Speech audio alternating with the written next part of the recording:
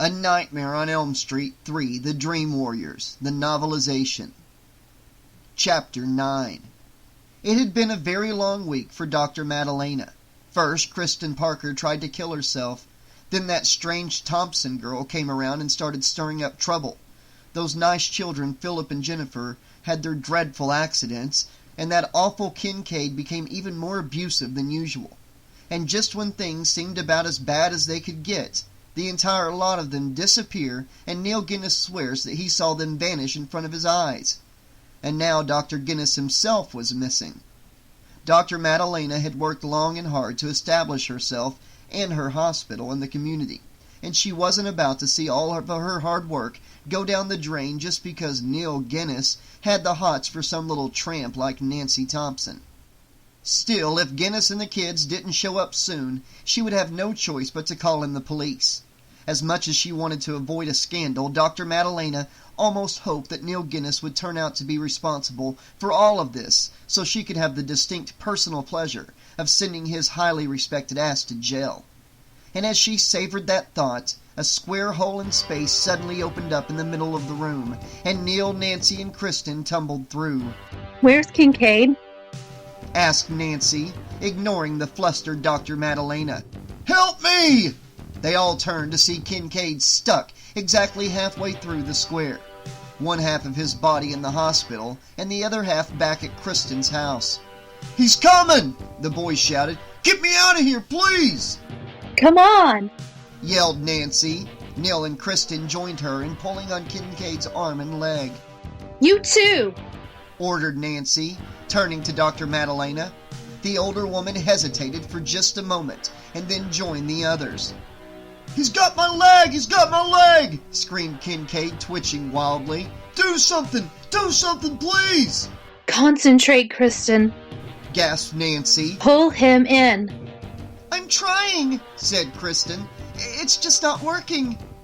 And then Kincaid began to scream, first like a person in great pain, and then like nothing human anyone had ever heard. Kristen was crying now, and even Dr. Madalena was feeling something vaguely akin to compassion. They watched helplessly as the blood began to spurt from somewhere behind the square, 4 razor-sharp blades poking through and slowly working their way up the screaming boy's body. Then the blades reached his throat and the screaming abruptly stopped. Everyone stepped back as one side of Kincaid's body, raggedly sheared down the center, slid down the square like a specimen squirming on a lab slide before crashing to the floor. It was Dr. Madalena who began to scream now, as the head and torso of Freddy Krueger pushed through the strange hole in the fabric of reality. Freddy's mad laughter was the last sound she heard before the creature lashed out with his bloody claw and neatly sliced her head off. "Are we dreaming or awake?" asked Neil, gasping for breath as he followed the fleeing Nancy and Kristen out into the hospital corridor. "There's no difference anymore," shouted Nancy, desperately searching for an escape route. Then at the end of the hallway she saw a door she had never noticed before. Without hesitation, she flung it open and began racing down the long flight of stairs that lay behind.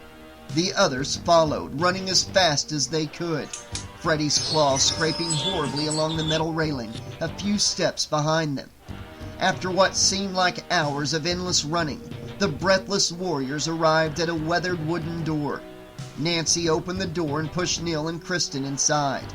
No sooner had she slammed it shut behind them than Freddy's claw ripped through from the other side. "We're back on Elm Street," said Kristen calmly, her capacity for surprise long ago used up. Nancy looked around and saw that the upper level of the old house was a sea of flames.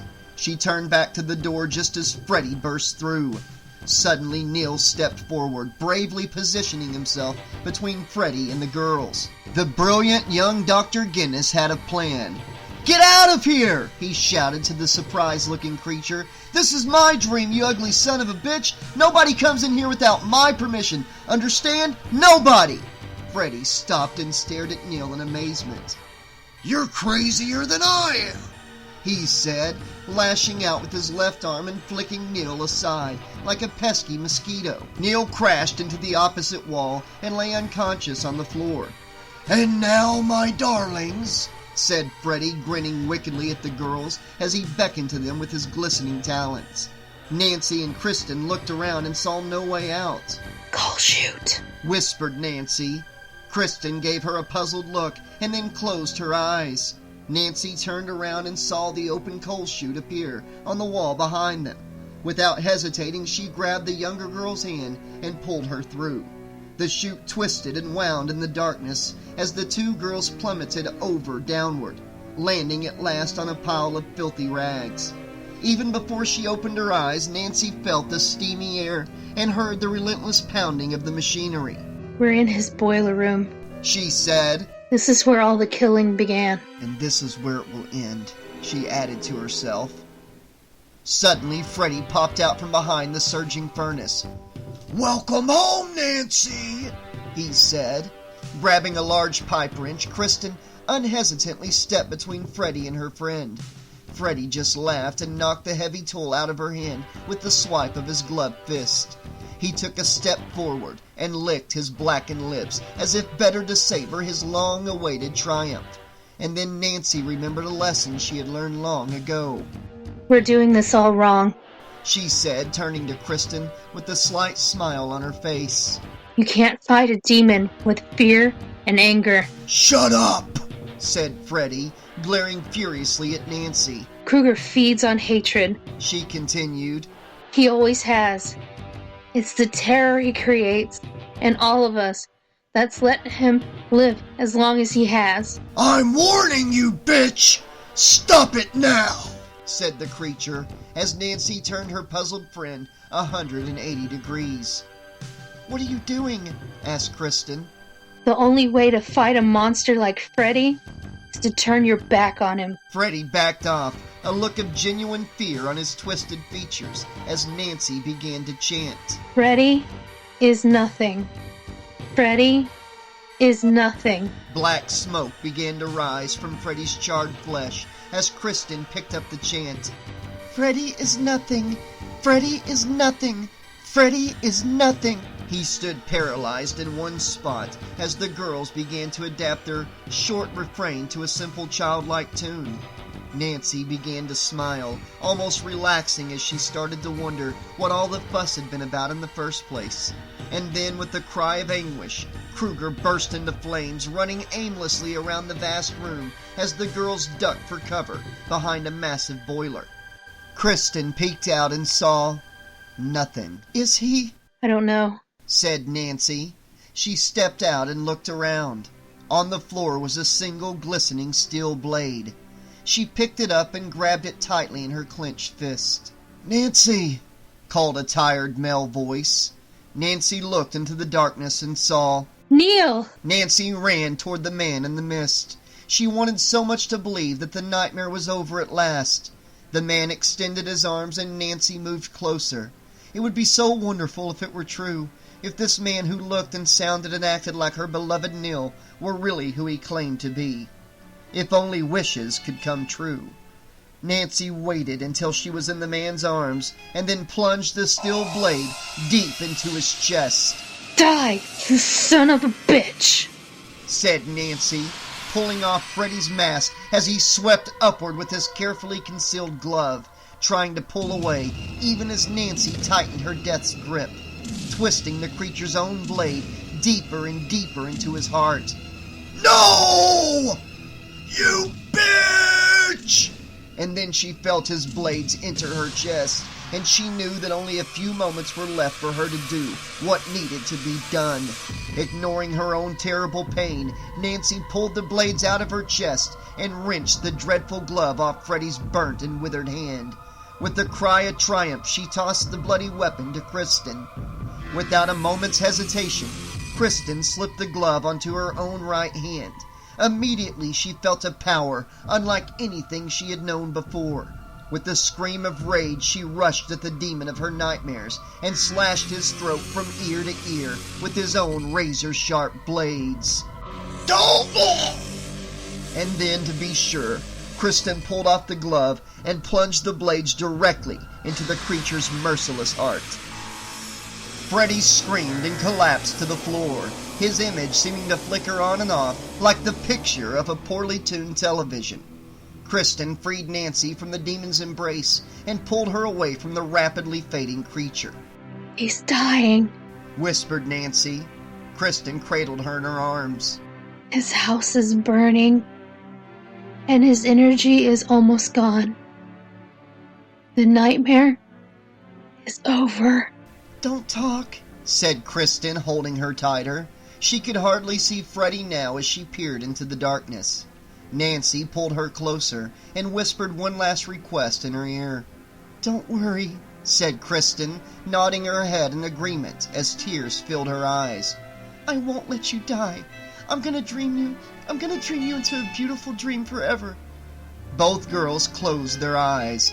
Nancy smiled a smile of great peace and slowly began to fade away. When Kristen opened her eyes, she was alone. Kristen stood up and walked slowly to the spot on which Freddy Krueger had stood a few short moments before. On the floor were a pile of ashes and 4 razor-sharp blades. Kristen wrapped the blades in a dirty rag and slipped them into her jacket pocket. And then she was back in the basement of the burning house. Neil lay unconscious on the floor. Calmly, Kristen threw open the cellar doors to let in the crisp, clean evening air. With greater strength than she had ever known before, Kristen dragged Neil up the stairs and into the clear, starry night.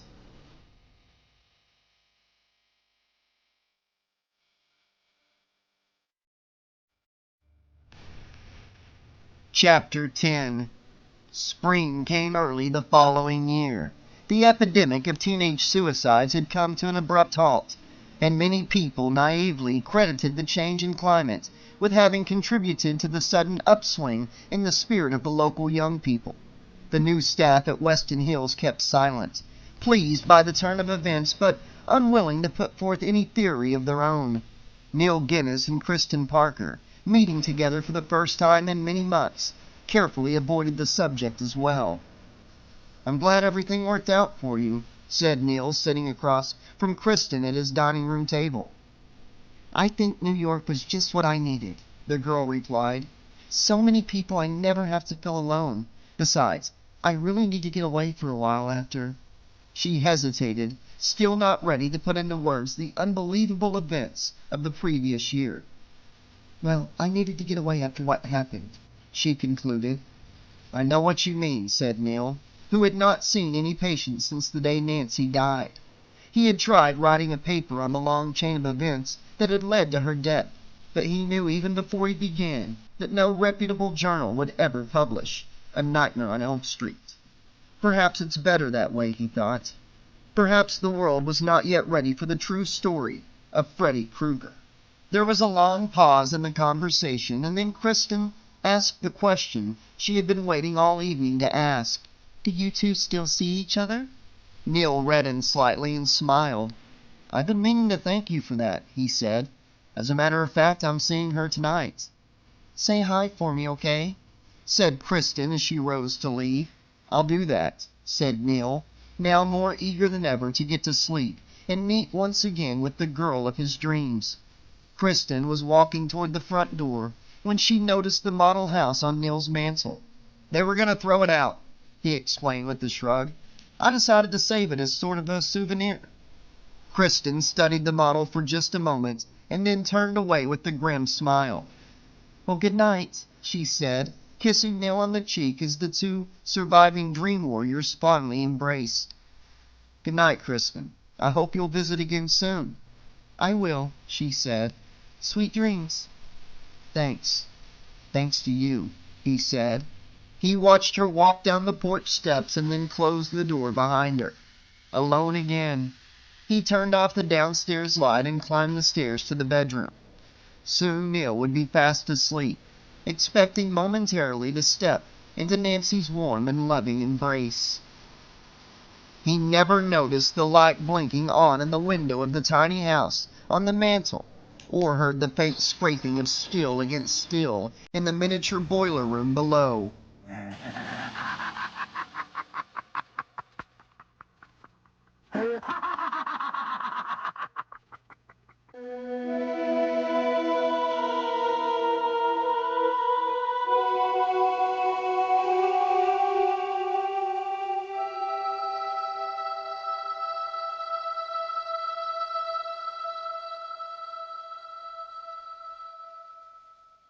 Epilogue: The Life and Death of Freddy Krueger.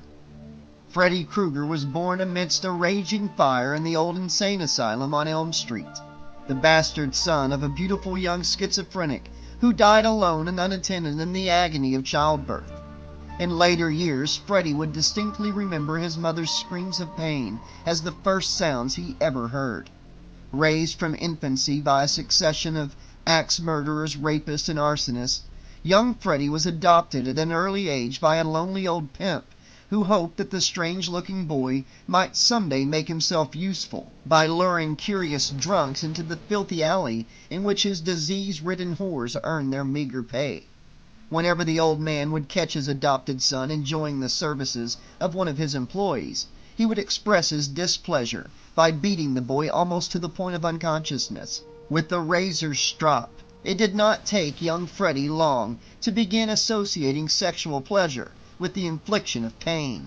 Occasionally, the old man would punish Freddy for some imaginary offense by drawing blood from his belly with a straight razor. Refusing to cry out loud no matter how badly his sadistic father slashed him, the boy began to take a perverse sort of pleasure in fingering the narrow scars that soon covered the front of his body. As a young man, Freddy showed no more aptitude as a pimp than the old man showed as a father. Finding the boy to be of no practical use, the old pimp paid no attention to him whatsoever, except when doling out his daily punishment. After a while, Freddy began almost to welcome the beatings, which were the only expression of parental interest he was ever to know. Freddy finally decided to run away after being savagely beaten by his father and left for dead in the alley. Before he left, Freddy used the money he found in the old man's strongbox to hire a professional arsonist to torch his house, while the old pimp slept peacefully upstairs. Freddy never bothered to find out whether the old man survived that blaze.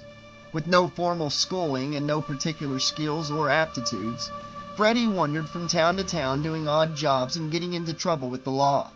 He began to drink heavily and spent many nights sleeping in the gutter. Freddy was sleeping in an alley near the local schoolhouse when a group of young boys decided to try picking the drunk's pockets. One boy's hand was still in his pocket when Freddy awoke in a drunken rage and lashed out wildly with the bottle of gin clenched in his hand. The bottle landed on the boy's head with a loud crash as his four companions fled in terror. Freddy watched the boys run away and then looked thoughtfully at the child who was bleeding to death beside him in the alley. "They're scared of me," he thought, strangely exhilarated as never before by the unfamiliar feeling of power that surged through his body like a shot of adrenaline. Freddy carried the bleeding boy to a deserted cellar and studied his figure for a long time. "Children are useless," he thought, repeating a sentiment he had often heard muttered by the old man who raised him. "Children are better off dead," he thought, improvising freely on the theme. He reached into his pocket and took out the straight razor he had taken from the old man's closet before leaving home. Freddy roughly tore off the boy's clothing and studied his smooth white belly for a moment. Then, recalling the 4 boys who escaped, Freddy cut 4 deep incisions into the boy's flesh. He watched for a while as the blood spurted out, his face flushed with triumph. For the first time in his life, Freddy Krueger was in control. It was a feeling he did not want to live without ever again. Freddy continued his nomadic existence until he arrived at the suburban community of Springwood. There was something about Springwood that instantly outraged him. Perhaps it was the well-cared-for lawns and lovely tree-lined streets that were so much more beautiful than anything he had ever dreamed of as a child. Or perhaps it was the carefree children of Springwood, so blissfully unaware of the suffering and anguish of the real world. Suddenly, Freddy knew his calling in life. He would teach these smug suburbanites and their children what the world was really all about. He would teach them the true meaning of pain. For the first time in his life, Freddy looked for a regular job, and he soon found one maintaining the boiler in the old generating plant on the outskirts of town. The work was easy enough, and it left Freddy with plenty of time to devote to his true calling. He soon decided that his old straight razor was insufficient to do the holy work that needed to be done. Freddy spent many hours in the machine shop, forging the deadly tool he would need to carry out his mission. These were among the happiest hours of his life, designing and then building the special glove with its 4 deadly finger blades. Carefully, with a feeling akin to love, Freddy cut the gleaming metal, honing it to a fine razor-sharp edge, and then fitting the assembled apparatus into the fingerless leather glove. Then, when it was finally done, he took a deep breath and slipped the deadly talons onto his hand. A perfect fit! And now it was time to put his creation to the test. The next day, Freddy slipped into his comfortable red and green sweater, donned his crumpled fedora, climbed into the front seat of his battered Chevy van, and drove into town. Lovingly, he clicked the blades that gleamed so beautifully on his right hand and waited patiently in the alley adjacent to Springwood Elementary School. He felt his muscles tense with excitement as the bell rang, announcing the end of another school day. For a fleeting moment, Freddy wondered what it would have been like to have gone to school with other children, to have had friends to have played the innocent games of childhood with. For that one brief moment, Freddy wondered if it might not be terribly wrong to interfere with the normal development of a child, to cut off at its very beginnings a human life of almost infinite possibilities and potentialities. Then he saw the children, laughing and skipping as they rushed into their parents' loving arms, and Freddy knew what he had to do. There was a little girl standing at the curb, not far from that alley. Perhaps her mother had had difficulty starting the car, or maybe a long line at the supermarket had set her schedule back a few minutes. No matter. The little girl was very much alone, and Freddy felt a stirring deep in his wicked soul. Squinting into the sunlight, he read the name Amy written in bright pink letters on the girl's lunchbox. Amy, he whispered, but the girl didn't seem to hear him. Amy, he repeated, a little louder this time. The girl looked at him with her large blue eyes. Come here, he said, beckoning to the girl with his left hand. She looked away for a moment, glancing up the street, as if expecting her mother to arrive at any moment. Then she looked back at Freddy, and he knew in that instant that he had won. Come here, he repeated. The girl hesitated for only a moment, and then stepped into the alley. Who are you? She asked in a small, sweet voice that set Freddy's teeth on edge. Uncle Freddy, he replied, liking the sound of it. Your mother said I should bring you home. The girl looked at him and shook her head doubtfully. I don't have an Uncle Freddy, she said. You do now, said Freddy, raising his right hand high into the air. Then he brought it down, his temples pounding as his left hand covered the child's mouth and his right tore 4 deadly gashes into her soft belly. Freddy looked at the bloodied glove for a moment and felt joy deep in his soul. How easily the little one had died. He lifted the girl's bloody body and carried it quickly to his parked van, feeling more alive than he had ever felt before. He stashed the body under some blankets in the back of the van and drove to the power plant. There he unloaded the body and hid it in a large unused storage locker in the back of the boiler room. Then he sat back and breathed deeply of the hot, stifling boiler room air that he had learned to love. At last, Freddy's life had meaning. After that, Freddy found it easy to fulfill his self-proclaimed destiny. His methods of abduction varied, but the result was always the same. He loved to see the newspaper accounts of the kidnappings, but it troubled him that no one knew for certain whether the missing children were dead. He began leaving puddles of blood at the murder sites so that everyone would know that these were no mere kidnappings. It was important to him that the smug parents of Springwood know that their children were being carefully and methodically butchered. Freddy soon learned that leaving evidence around was not the wisest course for a murderer to pursue. One morning, a small squadron of police, led by the intrepid Lieutenant Thompson, burst into the power plant and found the rotting bodies of the town's murdered children. Freddy was arrested and brought to trial amid great publicity. Fortunately for Freddy, however, the public defender who handled the case was extremely thorough in his preparation. He examined the search warrant that had gained the police admittance to the power plant the day they arrested Freddy, and found a technical error in the wording of the document. The search was ruled illegal, and the case against Freddy was thrown out of court. Despite public outcry, the Springwood slasher was set free. It was time to move on, and Freddy knew it. There would be other towns and other children. Next time, Freddy vowed, he would not be so easy to catch. That night, Freddy packed his meager belongings into the back of his van and settled in for one last night's sleep before hitting the road. He had just settled into a cozy corner of the boiler room with a bottle of his favorite gin when he heard the commotion outside. The angry people of Springwood, led by Lieutenant Don Thompson and his wife Marge, had decided to take the law into their own hands. It was the Thompsons and their Elm Street neighbors, the Lances, who poured the gasoline around the power plant, and it was the Grays and the Lanes who set the fuel afire. Never again would their children, Nancy, Glenn, Tina, Rod, and all the others, be terrorized by the wicked Fred Krueger. They smiled grimly as the power plant began to burn, and someone in the mob applauded when Freddy appeared in the doorway, his red and green sweater burning brightly in the night. Even as the flames consumed his flesh, Freddy could be heard cursing the mob and screaming his vows of revenge.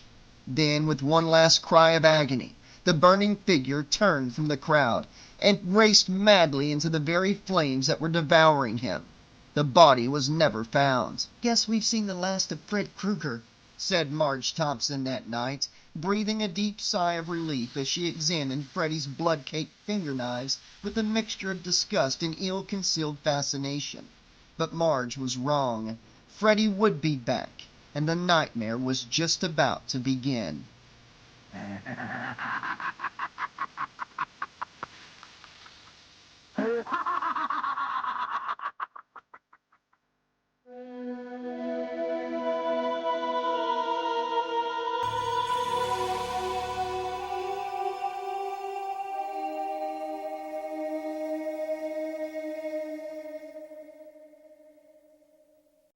Okay, Slashaholics, the end.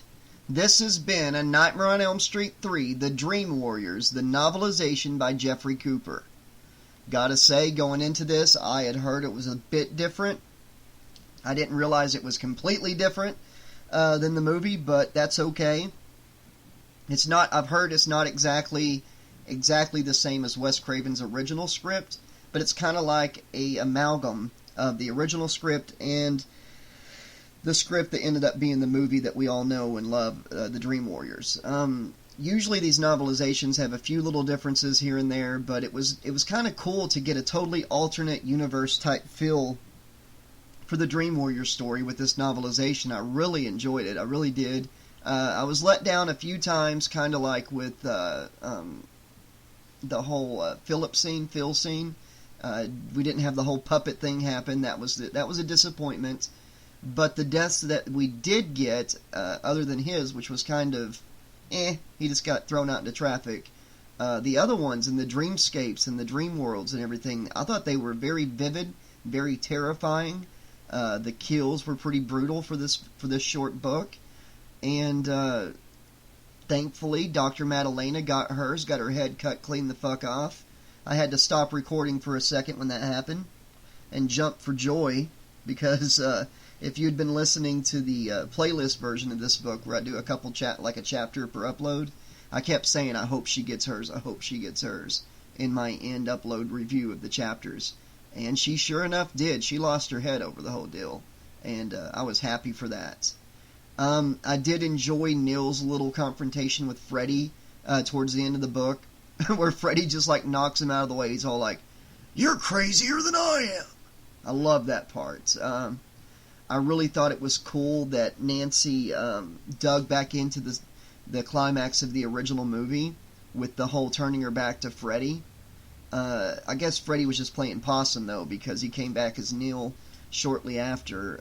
The scene was very reminiscent of Nancy's death scene in Dream Warriors, but instead of her dad and the whole burying the skeleton and sacred, whatever, at the junkyard, it was Freddy was trying to trick her as Neil, and it was awesome that Nancy saw right through that and was like, "Fuck you, Freddy." So I really enjoyed that scene. I enjoyed all the stuff with Kristen, snapping them in and out of her dream, in and out of existence, in and out of reality. That was pretty cool. I loved that it happened right in front of Dr. Madalena.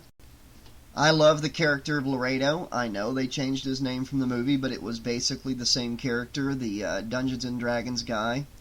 I enjoyed his showdown with Freddy in the dream world a lot more in the book than I did in the movie, because in the movie it's like all that build up and his shooting the magic missiles just doesn't do nothing in the movie. And they took out the whole wheelchair thing, and he had a badass fight with Freddy. He's like turning into a dragon, then turning into a net. Freddy's turning into a giant bird. It was just awesome, very vivid, very cool. Enjoyed the hell out of that. I enjoyed Nancy digging into Freddy's past, and we got a different origin story for Freddy in the book compared to the movie. It wasn't as cool. It wasn't like the bastard son of 100 maniacs, but it was still a pretty cool backstory. Her getting to go talk to that old nun and everything. I thought the conclusion was cool, that Neil and Nancy are still seeing each other in his dreams. That was pretty sweet and everything. Kristen's moving on. Of course, we got the ending with the little the light and the little miniature house lighting up, which makes a lot more sense now than it did in the movie. At least in my opinion, it does. But I mean, Joey and Kincaid are dead, and there is a novelization of Part 4 that I'm going to be reading pretty soon. And if it goes strictly by the movie, then it's going to be kind of weird for people listening to the novelizations here on the channel to go from this to that. But it's just because when this book came out, the Dream Warriors were still being produced, and the script went through a lot of changes. That's why the novelization ended up the way it did. There was probably a lot of budget constraints, and they had to change stuff from the script that the author of this book was probably working off of. And I really thought the epilogue, the life and death of Freddy Krueger, it's just such a different backstory than we're used to. At least most of it is. But at the same time, it was really intriguing. Now, as a father of a 10-year-old daughter and a 13-year-old son, it was a bit hard for me to read some of that. But, we all know what Freddy was before he was burnt to death, and came back as the Freddy Krueger we know from the nightmares. So, that was his backstory. I can't wait to hear all of y'all's thoughts on that epilogue, that whole life and death of Freddy Krueger, this different alternate version of Freddy's origin story. Because that's something all in itself that I would love to go into more detail about. And whenever I get to this book, when me and Sean Campbell on the Out of Print Slashers podcast have the Dream Warriors book as our discussion topic in the future on one of the episodes, I will go into more detail and dissect that whole life and death epilogue thing of Freddy Krueger. But it was just cool to have that alternate take on his history. And I want to hear from you guys what you thought of the book, what you thought of that epilogue, and if you're looking forward to my narrations of Part 2, 4, and 5 in the Nightmare on Elm Street novelization series. Until then, this has been your friendly neighborhood 80s slasher librarian saying, thanks for listening, and as always, pleasant dreams!